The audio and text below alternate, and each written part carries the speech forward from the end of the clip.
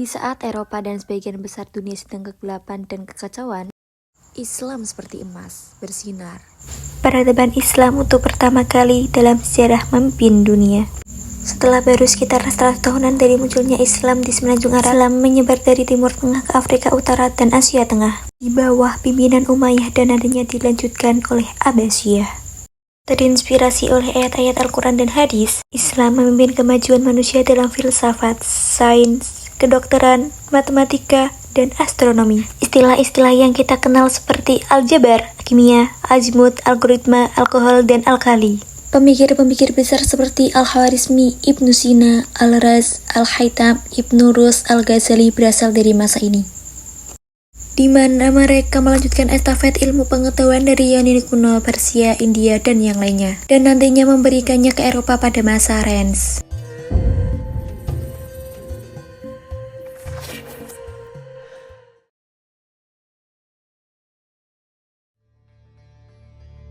Kekuasaan Islam berkembang pesat setelah wafatnya Nabi Muhammad pada tahun 632 Masehi. Kekhalifahan Rasyidin memulai ekspansi besar wilayah Islam keluar semenanjung Arab, termasuk Persia, Levant, Mesir, dan sebagian Afrika Utara. Kemudian Umayyah memperluas Islam hingga ke Spanyol dan India.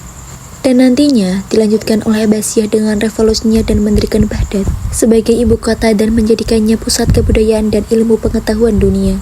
Khalifah Abbasiyah menjadi zona perdagangan baik barang dagang, budaya maupun pengetahuan dari Persia, India, dan bahkan Bizantium. Banyak bahasa, budaya, dan ilmu pengetahuan mengalami perkembangan. Tingkat literasi juga tinggi berkat fokus Islam pada Al-Quran dan hadis. Dalam Islam sendiri, ayat pertama yang diturunkan adalah Iqra yang memiliki tafsir, bacalah, perhatikanlah, pahamilah, mengertilah. Semua tafsir menyuruh untuk mencoba mengerti. Yang bisa kita interpretasikan bahwa langkah pertama dalam beragama adalah mencari ilmu pengetahuan, mencoba untuk mengerti. Dan banyak hadis dari Nabi Muhammad juga memberikan penekanan bahwa mencari ilmu adalah kewajiban bagi setiap muslim. Di antaranya, dari Anas bin Malik, mencari ilmu itu wajib atas setiap muslim. Dari Abu Hurairah, para nabi tidak mewariskan dinar atau dirham, mereka hanya mewariskan ilmu. Barang siapa mengambilnya, ia telah mengambil bagian yang banyak. Dan ini memberi motivasi yang besar bagi para ilmuwan di Abbasiyah pada masa itu, membuat mereka mencoba untuk mengerti diri, dunia, dan seisinya. Menjadikan ilmu pengetahuan memiliki nilai yang sangat tinggi dalam agama. Ini yang membuat mereka tidak peduli apakah yang dipelajari karya non-muslim, asal itu memajukan pengetahuan mereka.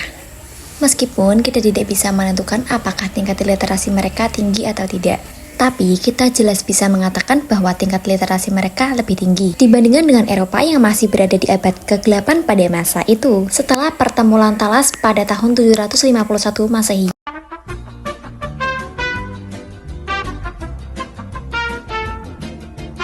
Yeah, boy. Nice. Nani?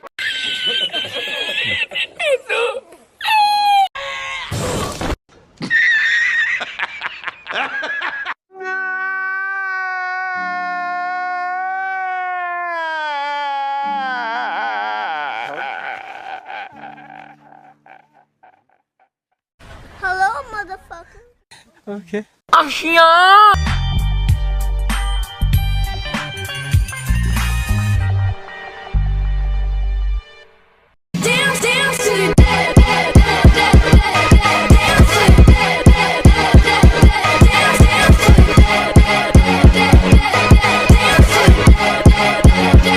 Kesimpulan sejarah keemasan Islam, Ibnu Sina, Al-Khwarizmi, Al-Ghazali, dan yang lainnya.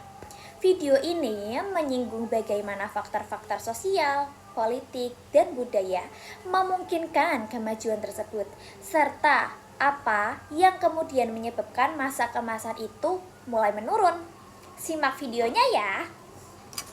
Jadi, pada abad ke-8 hingga 14 Masehi, di dunia Islam mengalami masa keemasan di bidang ilmu pengetahuan, budaya, dan filsafat.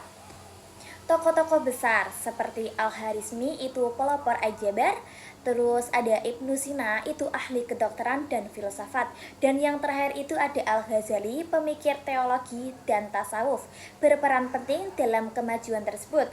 Kemajuan ini didukung oleh keterbukaan terhadap ilmu asing, stabilitas politik, dan tradisi pendidikan yang kuat.